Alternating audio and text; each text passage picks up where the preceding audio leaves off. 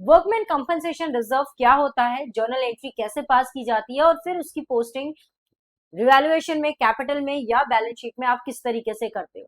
पहली चीज हमें समझनी है यहाँ पे कि वर्कमैन कंपनसेशन रिजर्व में रिजर्व का मतलब क्या होता है। रिजर्व का मतलब होता है एक ऐसी अमाउंट जो कि हम प्रॉफिट में से निकाल के रखते हैं फॉर सम फ्यूचर अनसर्टेनिटी।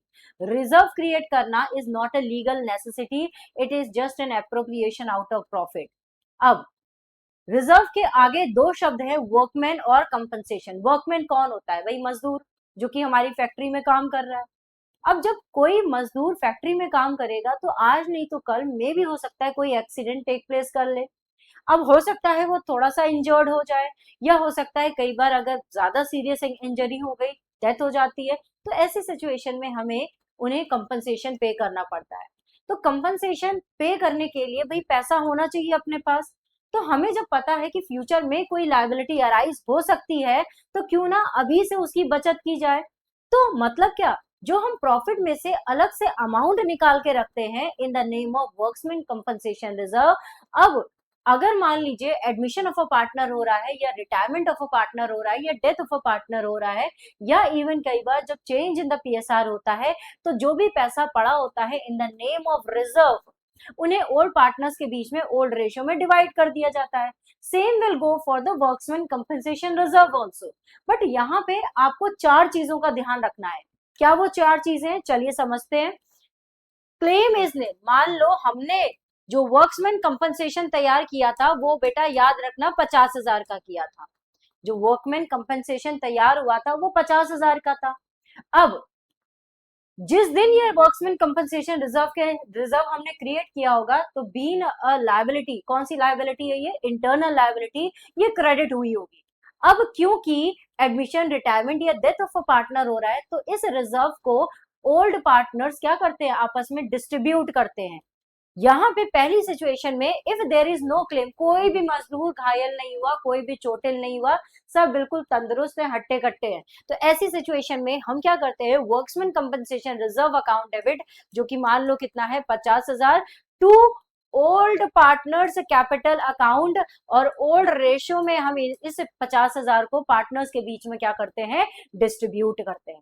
मान लो यहाँ पे ओल्ड रेशियो जो है बेटा वो 1:1 है, ओल्ड रेशियो मान लो 1:1 है। तो ऐसी सिचुएशन में हम इसकी, पहले तो हमने एंट्री क्या पास करी, workmen compensation reserve account debit to old partners capital account, और ओल्ड पार्टनर के नाम पे मान लो ए और बी है, तो ए और बी के अकाउंट क्या हो रहे हैं, यहाँ पे क्रेडिट हो रहे हैं। दैट मीन्स केस वन में हमें रिवैल्यूएशन से कोई भी लेना देना नहीं है।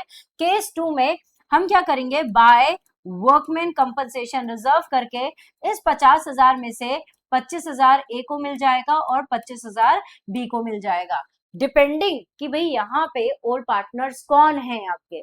अगर हम, क्योंकि यहाँ पे अभी हम एडमिशन ऑफ अ पार्टनर पढ़ रहे हैं और हम कह रहे हैं अगर कि सी एडमिट हुए हैं एज अ न्यू पार्टनर और यहाँ पे ओल्ड पार्टनर ए और बी है, तो ऐसी सिचुएशन में जो भी रिजर्व में पैसा है वो ओल्ड पार्टनर्स के बीच में बढ़ जाएगा। अब अगर रिटायरमेंट हो या डेथ हो, तो जितने भी पार्टनर्स हैं उतने पार्टनर्स में ये पैसा, ये 50,000 रुपए डिस्ट्रीब्यूट हो जाता है, इंक्लूडिंग द रिटायरिंग और डिसीज्ड पार्टनर, क्योंकि ये रिजर्व भी तो रिटायरिंग या डिसीज पार्टनर की मेहनत से तैयार किया गया था, बस इतनी बात ध्यान रखिएगा। दूसरा सिचुएशन होता है कि कई बार क्लेम हो जाता है बट वो लोअर होता है than the amount of reserve. इसका क्या मतलब है, रिजर्व के नाम पे मेरे पास कितना है, 50,000 रुपए ना, और मान लो जो क्लेम हुआ वो हुआ सिर्फ, जो क्लेम हुआ वो हुआ सिर्फ 10,000 रुपए का। रिजर्व कितना बेटा, 50,000, क्लेम कितना हुआ 10,000। दैट मीन्स अभी भी पार्टनर्स के पास 40,000 रुपए हैं जिसको कि वो आपस में बांट सकते हैं। तो अब एंट्री क्या होगी, workmen compensation reserve account debit, कितना 50,000 विड्रॉ किया पार्टनर्स ने, जिसमें से to provision for workmen compensation claim, ये क्रेडिट क्यों हुआ, क्योंकि ये फर्म के लिए क्या है, लायबिलिटी है जो कि पे होनी अभी बाकी है। कितना मान लो हमें पे करना है, क्लेम मान लो यहाँ पे 20,000 है, तो क्लेम कितना हुआ बेटा 20,000, 20,000 का 50 में से 20 गया, कितना बचा 30,000। इस 30,000 को ओल्ड पार्टनर्स मतलब ए और बी आपस में डिस्ट्रीब्यूट करेंगे, कैसे, 15,000 ए को मिलेगा और 15,000 बी को मिल जाएगा। जर्नल एंट्री को अगर आप देखें, यहाँ पे ए और बी का अकाउंट क्या हो रहा है, क्रेडिट हो रहा है, कितने से, 15,000 से, तो केस 1 में ये हुआ, केस 2 में क्या हो जाएगा, बाय वर्क्समैन कंपनसेशन रिजर्व ए को मिला 15,000 और बी को मिला कितना, 15,000।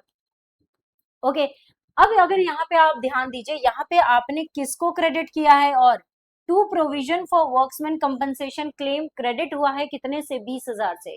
ये provision for workmen compensation claim क्या है, प्रोविजन है, तो मतलब क्या, लायबिलिटी है।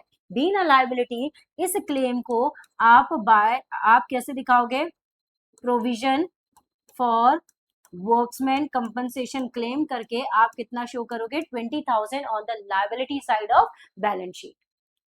तीसरा केस जहां पे क्लेम और रिजर्व बराबर हो गया, मतलब जो मजदूर को चोट लगी उसने क्लेम के तौर पे मांगा पूरा का पूरा पैसा जो कि पड़ा है रिजर्व के अंदर, मतलब 50,000 का बेचारे के ऊपर खर्चा आया और 50,000 रुपए हमने उसको दे दिए, तो मतलब रिजर्व कितना था, 50,000, क्लेम कितना हुआ, 50,000। क्या कुछ पैसा बच रहा है पार्टनर्स के पास जो कि वो डिस्ट्रीब्यूट कर सके, नहीं बच रहा है।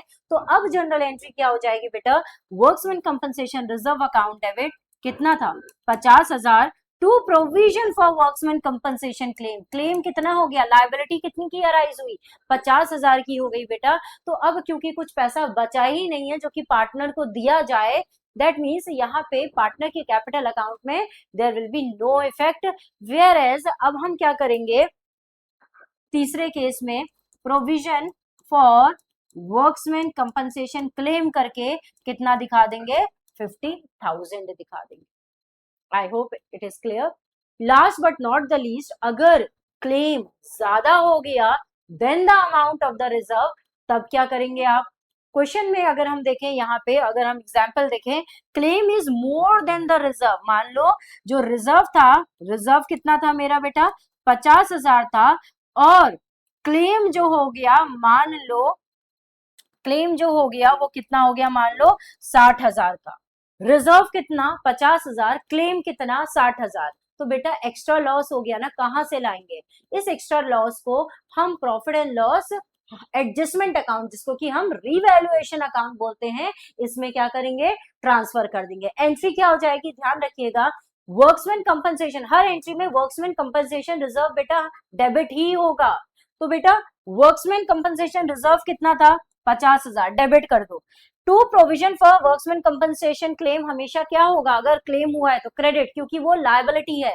क्लेम कितने का हुआ, 60,000 का, दैट मीन्स ये जो 10,000 एक्स्ट्रा है, this extra will be transfer to the revaluation account, क्योंकि ये लॉस है इसीलिए रिवैल्यूएशन अकाउंट यहाँ पे डेबिट हो रहा है, कितने से बेटा, 10,000 से। That means 10,000 should come on the debit side of revaluation account, मतलब 10,000 आपने रिवैल्यूएशन, फोर्थ वाले केस में 10,000 आपने रिवैल्यूएशन के डेबिट साइड पे शो करने हैं, कैसे लिखोगे, to provision for, sorry yes, to provision for workmen compensation claim करके 10,000 आपने यहाँ पे शो किया, इसके साथ ही साथ जो एक्चुअल लायबिलिटी है कितनी,